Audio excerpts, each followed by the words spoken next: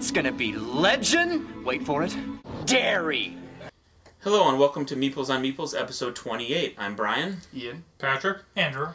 Before we get started, we'd like to, of course, welcome you to come and join us and to subscribe to us on YouTube so you get updates whenever we post a new video. Also, our website is up and running, meeplesonmeeples.com. And, of course, you can always like us on Facebook. This week's Game of the Week was Legendary, the Marvel deck building game. Now, if you noticed, we've had a theme running the last couple of videos about deck building games, specifically superhero-based. And this is another theme on deck building, which is a cooperative and competitive game all rolled up into one. Now, the idea of Legendary, the storyline is you work for S.H.I.E.L.D., and you're going to be trying to recruit superheroes onto your team to help defeat the bad guy. Now, before you set up the game, or play the game, you have to do a game setup. Now, as the game setup, we have several different areas to place cards. Your hero deck, which is usually much bigger than this is, we're just doing this for an example, goes here. This is where you're going to lay out, or where you're going to draw your heroes from that you can recruit onto your team.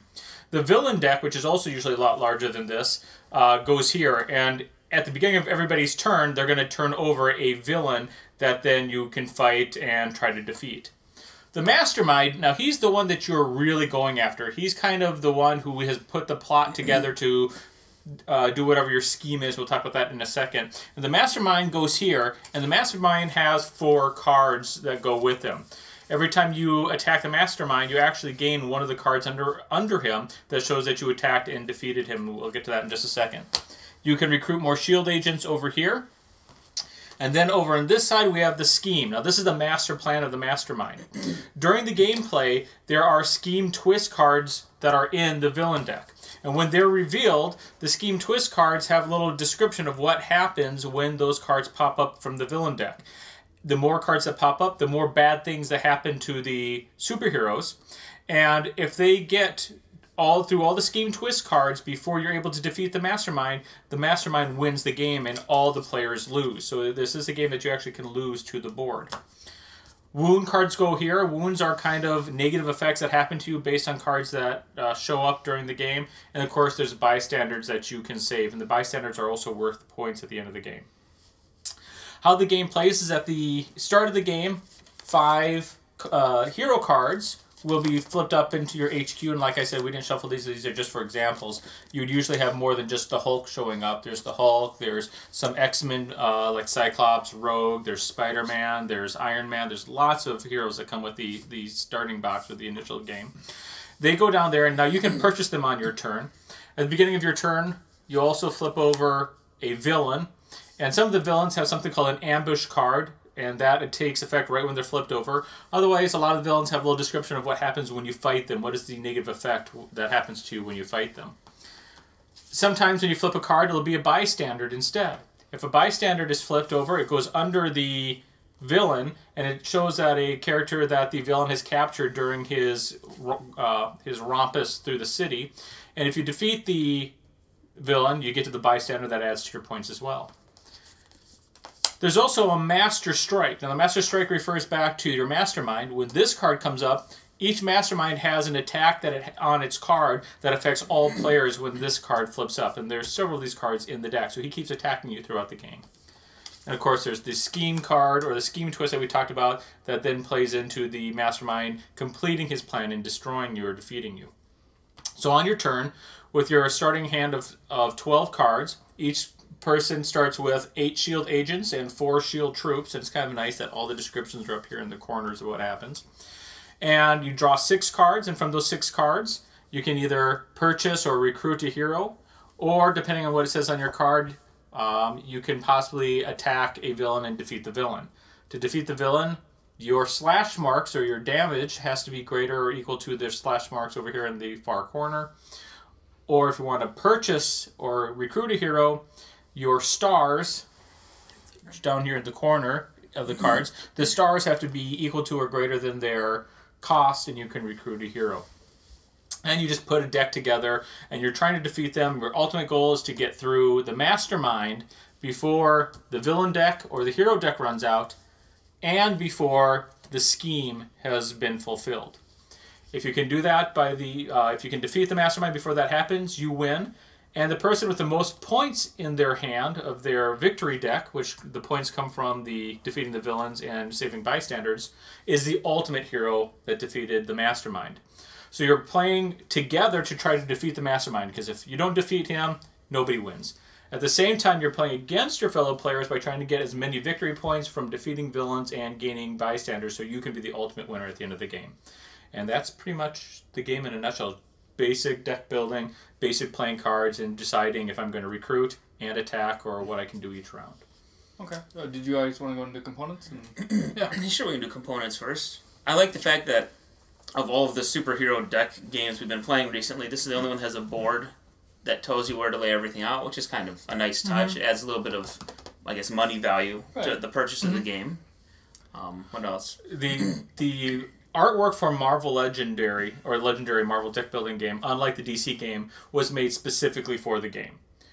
These are unique art, unlike DC, which was stock images that were pulled mostly from comic books. This was unique art, and you can see that in there. I mean, they took a lot of time on most of these cards. They do reuse the same art over and over again on each card, and we noticed that. But it was specifically made for this card. The cards do seem a little flimsy compared to other cards. They wear fast. If you can see they all have the purple background, and they start to wear around the edges real fast. You got white where it's starting to, like, I guess, wear off and everything, even after just a few short games. So easy bending too. I noticed a few of them on the corners. They were kind of already folding over. They seem to take some wear and tear pretty quick. Yeah, they do. The other thing, unlike DC heroes, something that they could have done with this deck is setup and teardown is an absolute pain on this. And I'll get to that towards the end. On DC, in the DC game, we were talking about how the backs, kind of were stuck looking exactly the same. This one, the legendary decks, the villains could have had a different backing to make it easier to separate them when you set up the game and to tear down, and they aren't. So all the backs of the cards look exactly the same, which during setup and teardown of this game is laborious and it takes a long time. Sure. Is there anything about these components on this one without comparing too much to any others? Yeah, well, just because we want to do that video later. Yeah, the backings on this could have been different. To help tear it down, for a tear down. Inside the box, they have dividers. The bad news is the dividers aren't labeled. You can label them yourself, but the dividers aren't labeled on their own, so you kind of have to label them yourself or go through them. So purchase of a label maker is kind of it would be helpful. Incorporated with the cost of the that. Would be helpful. That is a busy looking box. With the cardstock and the way that it kind of wears quickly, is there anything you guys can do to stop that? Or you can sleeve them, but sleeves and things, or lamination. Fill and that things box like up real fast. Yeah. Super glue the corners. I mean, there's really nothing you can do beyond. You can sleeve them. No. Does that make it easier or harder to play with? It's kind of harder because you're slippery. They're slippery, and the decks become a lot larger because you have the extra casing around them. I'm not a big fan of and the thing is that they're, every in the corner here they all say Upper Deck, which is obviously the card company that made them. And I don't know, maybe I just remember from years and years ago, but they seemed like they had a lot better cards. Yeah, back when we collected like basketball and baseball cards. Yeah, no, but even like Marvel cards, things like that from way back when. It just seems like they were better quality then. But maybe it's just because they're mass producing, 1,000 cards or whatever's in the box. But yeah, with components, there's not much to talk about. There's cards and a board. All right, what about strategies? My strategy stunk every time. I just couldn't gather enough points to buy people, and then when I would, then I wouldn't have enough to fight the people. For some reason, I never had a good strategy to nail it down good. But the wound cards, these really hose you quickly. And the last game we played, we gained wound cards very quickly, and it really hosed my strategies a lot because I would pull 3 wound cards, and I never had some of the Hulk cards that you can dispose wound cards, get bonuses. I never had them in my hand or in my discard pile when I needed them. And so this really messes with you. That is a good strategy. Get cards that let you dispose wound cards. Especially some of the cards that say their power is dispose wound. If you don't have one in your hands, it doesn't help, but some of them say you can dispose wound cards in your discard pile, which is really nice. Now, So you can just... You can, love those, though. I mean, yeah, there are quite a few of Oh, those. okay. Well, it depends on which... Right. You don't play with all the heroes at once. You select which heroes you want to play with. Sure. Hulk is great at discarding wound cards. There's not many other characters that do that so well. Black Widow does. Black Widow does. Yeah. For the wound cards, you can make the choice. If you don't recruit any heroes or defeat any villains, you can dispose of the wound cards in your hand and KO them, which means they're removed from the gameplay. Unfortunately, you lose a turn Give for up your doing whole that, turn, yeah. and that's not always the best. But there was a concept. couple times, I know I did, and I know Brian did too, that you draw 3 out of 6 cards. You might as well just give up your turn and discard your wound cards because yeah. you're pretty much shot at that point. Yeah, we went through all 30 in the game really fast. I know my strategy in both the games. With the first one, I only massed out like 16 points, and it was really low. If you're getting into the 40s, it seems like you're got a pretty good hand. But they panned out for me the second time around where I was going for the attack cards, the heroes that would give me the attacks, so I could amass more villains, so I could gain points to the end of the game because that's the main goal. It seems and it tended to multiply as I was going. Obviously, It seems like early on you want to focus on getting the stars, points to spend so you can buy the good cards. I never did that. It seemed Really? like, it seemed like I had enough. Because I had a heck of I a had time enough getting stars good attack cards without stars. with my original 3s and 4s, that I could just get the other, and then they just snap. It just kept stacking, and it worked out for me the second time around. For the first game that we played tonight, I followed Brian's idea, which is I bought star cards first, and then or cards that gave you points to recruit heroes, and then I got enough of those in my deck that outweighed any wounds that I had or other problems I had, that then I could utilize those in quick succession. Because you can't, and like other games, you can buy as many cards as you want. Mm-hmm. So if I had like 10 points to spend, I could buy these 3 Hulks right off the bat, or these 2 Hulks right off the bat. Mm-hmm. And so that was my plan of the first one. The second one I went with you, and which is I was just going to buy attack cards, and I had so many wounds in my hand. It didn't By matter. the time it didn't matter. I was hosed by wounds in the second game. Yeah, it just ended up. I think it just ended up panning out for me. I don't really know that really was the best strategy, but the way the cards laid out, I did really well that second time. And you also have to be really aggressive against the mastermind. The last game we lost. All 8 scheme twists were pulled, and we weren't aggressive. And it was hard to get aggressive towards the mastermind because we never had enough points in our hands because of the wounds to really go after him. But if you just start knocking away and trying to build your deck too much without focusing on the mastermind, you're out of scheme twists by the end of the game, and everyone loses. Yeah. So that kind of brings us to likes and dislikes then. Yeah. I'll go right off the bat. My major dislike is we originally sat around the table, typical playing a board game style, and these cards have the smallest font. I think it's like 0.02 font. And we all had to kind of crowd around one end of the table to be able to see it, because it's hard enough to read it even up close, much less try to do it across the table, upside down, forget about it. Terrible layout on the cards. I mean, The reading was hard. if you have a big table or there's no way for you to cram close together, I'm sorry, but it almost makes the game unplayable. It's that tiny. We did herd around one side of the table, so we were all we facing squished it. it. That's another thing I'd like to piggyback on. Single orientation game. I mean, it is to one side only without the additional space. Is there any way that they can get around that? How many players is this? 5. Up to 5? Yeah, so if you can imagine trying to get 5 people around this. And that does make right now I can't read most of the writing on these cards. It is so small. Even from this point on, I would have to lean quite a ways over. We pointed out, too, that the artwork is good artwork, but each one of these cards says something different on it, but they all have the same picture. So Which is another dislike. You can't necessarily go, oh yeah, I know that Hulk card does this, or this one does this. Because every Hulk card will have a different ability or different powers, but they use the exact same picture. So it's not like, okay, I can't read it, but I can recognize it by picture. No, because there are tons of different Hulk cards, tons of different Captain America cards. So you can't just rely on the artwork to help you either. I have 2 things to say about the cards, too. Over here in the right corner, you can have combos, which means cards can play off of other cards, and they usually have to do with either the team affiliation or their skill affiliation down here, or what type of card they are down here. And cards play off of each other, but again, they're fairly small, they're hard to see. The second thing I want to say about the cards is we do have a colorblind individual on the team, and Guilty. Forget about it. because what color blind are you? Red, green, brown, blue, purple. And then 10s, 11s, and 14s. Yeah. The colors that they use: backwards, blue, green, black, gray, and red. Yep. And so, if you have a colorblind individual, I wish out there somewhere there'd be, because some of the cards say for each color of card in your hand you get bonuses. Well, that's really hard. I know that colorblindness isn't a big population, but really, you're taking somebody's fun out of the game because it does rely on that for several of those cards. No, my fun was not taken on the game because of the colors. I'm just saying though, but it's a frustration. It is a frustration point, but again, I feel like, what color is this? Yeah, you can do that. But that is green. Oh, thanks. I thought it was blue again. But it's one of those things that just it is frustrating that they should think about instead of saying different colored cards. There's other ways that you can build a combo. I mean, I get if there's if Marvel is they have a theme of reds or something that they would work with that, but they could pick any color and roll with it. Yeah. To kind of go out there. My kind of dislike and it's probably more so with since Pat, you own the game, you're probably gonna dislike this the most.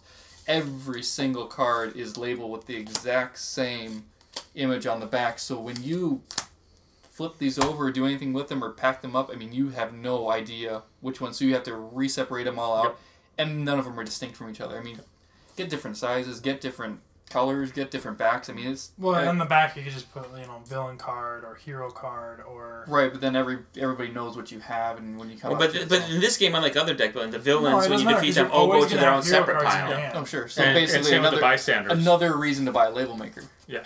So, also, not maybe just a small thing, but these are separated into their own 5 columns, but the hero section in the HQ, it's all just one big ship. I mean...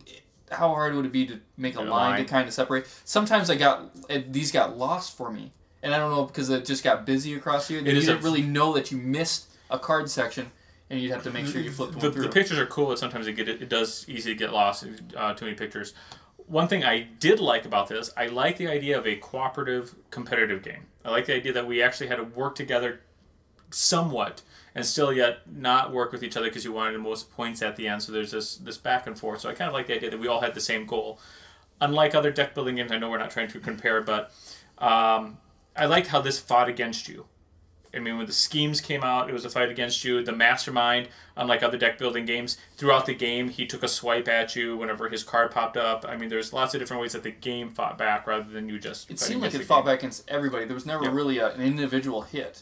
But to go with that, not to continue to piggyback, but it didn't seem like the cooperativeness really played out in that. Yeah, at least maybe there aren't a lot of cards that, or at least not that I noticed, that benefit others in your group. Now there are other superheroes that did bring that co-op. Black Widow did a little bit. Black Widow had a few. Hawkeye had a few that said if you played this card or somebody else. But it doesn't seem like they're few and far between. But there are other. It doesn't push the cooperative. Yeah, there are other character cards that do that more. Right. We played with mostly the Avengers. There are other cards that do have that. I see. Cooperative back and forth. The cooperative ones also then sometimes give you negatives, like you can have them gain a draw, or you can say discard one. Yeah, it depends on how. So really kind of, they can be like, they still give you a 50-50 shot, even though they want you to be cooperative. Yeah, they could say, because of that one card, that's the Hawkeye card, says they can draw 2 cards, or you can have them discard 2 cards in their hand. Mm-hmm. Right. And that can really mess with them. It depends on, that's that cooperative, competitive side of the game. Should we bring this into the review portion then? Yeah. Our review, we'll each give an individual score, 1 to 10, 1 terrible, 10 awesome. Ian? Hit me. I'm going to go with like a 4 or 3. You really struggle. Let me ask you this: why are you struggling so much? Because I've never rated a game that low before, and I honestly don't have a comparison to see where I would want to lay it at. I mean, would I buy the game? No. Did I have fun playing it? Not really. Did the theme come out across as well as it should have? No. Do I love Marvel? Yes. And it was so disappointing, and maybe I'm just let down. But maybe I'll just go with a 4 because I like Marvel, and make it easy that way. But I don't think I'd request to play it again. There was really no reason. The cards didn't say, "Hey, you're attacking Loki," and Loki didn't really.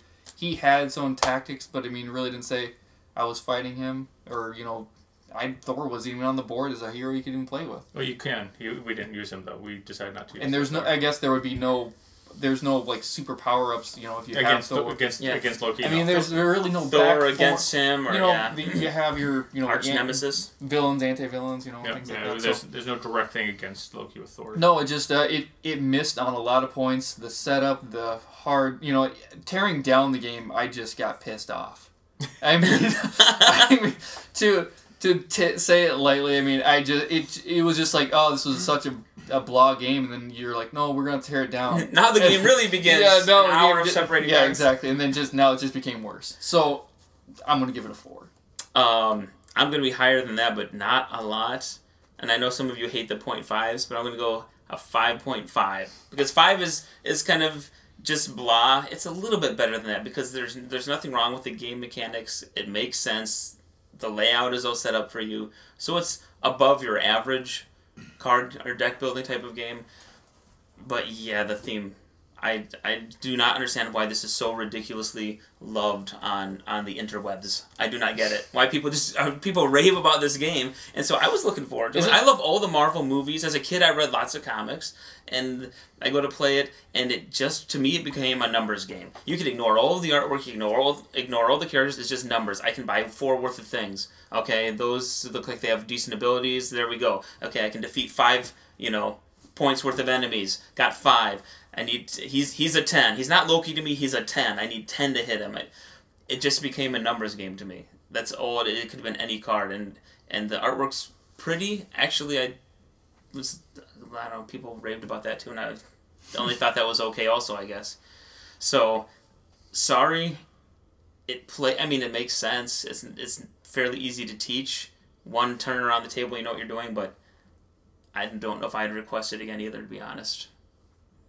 I would give it... No, don't be swayed by it, because I know you like this, so don't be like,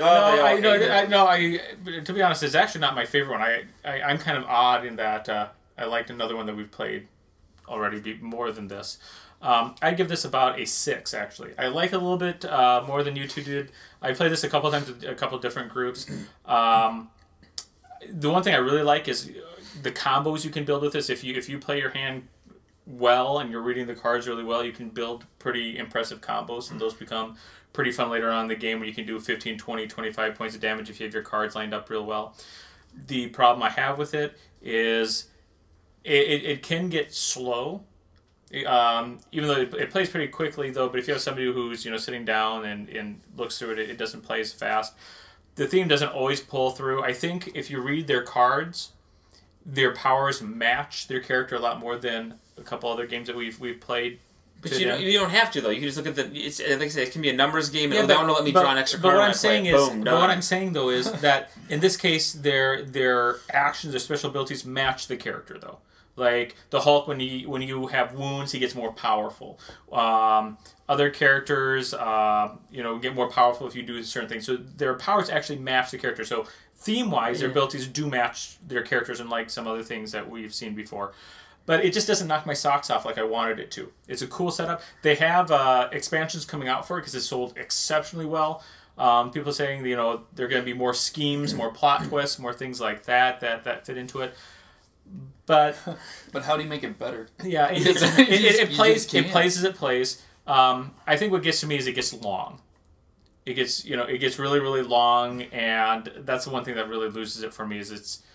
I think the characters match, the artwork's okay. It just doesn't excite me as a couple of the other games did. Well, there you have it. 0, huh? No, there's lots of things. Even with the board, I have problems. Like this is like 1/3 of the board. This one spot right here. I think you're a little bit off on the the proportions. 1/6, whatever. There we go. Yeah. Still, you could have made this, the size of a deck. You could have pulled these up. You could have laid the cards underneath so that you could still have the artwork and it wouldn't be cluttered. Many things. Cards aren't great. Same pictures on everything.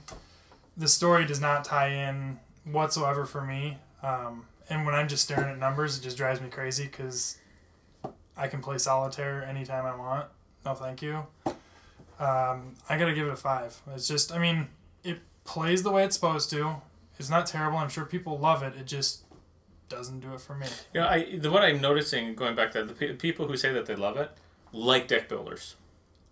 That's what I've noticed. Well, I think you have to, and I'm sorry, but I think that a lot of fanboyism plays into it. Marvel is huge, the movies are huge, and you're going, but I think it's coasting on that a little. The artwork's good. I like the artwork, you know, and it's got a little bit of a nostalgic feel to it, and I don't mind it at all. But just a few things, like with the board design, where you can place things, and then just the mechanics. I mean, all that stuff played good and played fine, but at a point where I'm just counting numbers, I'm so not engaged in it, and I don't care anymore that it just loses all its fun. Can I make one point to the deck building piece of it? It seemed as if you could only really combo a lot of stuff that you had right near the end, maybe like 1 or 2 rounds before the end. So it seemed, because you're building your deck, and nothing matches, and all of a sudden you get 1 or 2 good rounds, and the game's over. I mean, you really, that piece of it, the deck building piece, the key piece to the game is missing. Or short, very short. Yeah. Where I can't combo anything unless, for what stroke of luck, I get 2 cards that are somewhat matching. Yeah, it's just that last game when we got wounded so often, it really shot the whole... It needs more cards, I think. There you go. It needs more cards that let you go and peek in your deck and pull out a card. Mm-hmm. So then you could have more strategy. I don't think I ran into that in any of our games. I think a couple of... And that would actually help you have that strategy. I get to pick an extra card from my hand. Now I can make sure I have these 2 together. I think there are a couple of characters in here that do that, you know, because we played with just a number of the heroes in there. But you're right, there's not a lot of pull more decks again. Most of the time you're stuck with your 6 cards. And every now and then you get those cards that say pull more, and you get excited when you get those because then you can start building combos. But without that, I think if we played this long enough and you knew what each of the heroes did, you could purposely build the hero deck so that you can make just amazing combos from each other. But then again, are you really playing the game, you know, as you should? Are you basically just cheating at that point? At that point, you're just creating a deck to defeat the villains. You're rigging the deck. You're creating a ringer. Did you have something else to add? I was saying this is our jump ahead. We're going to lose a whole hour of sleep, and it's already after like 1 a.m., I think. So are we about done here? No, we're good. Tune in next week. We're going to actually do a special episode where we, since the last 3 weeks have been doing the superhero deck games, we'll do a special episode where we actually directly compare Legendary to DC deck building to Sentinels of the Multiverse. So if you're interested in buying those 3 or you have them and you want to know how we feel, tune in for that, and feel free to share your thoughts as well. For those Marvel fanboys who want to nail us on this, because I know there are a lot of you out there who love this game, send us your emails and tell us why you think this is better than we thought it was. I'd like to hear that.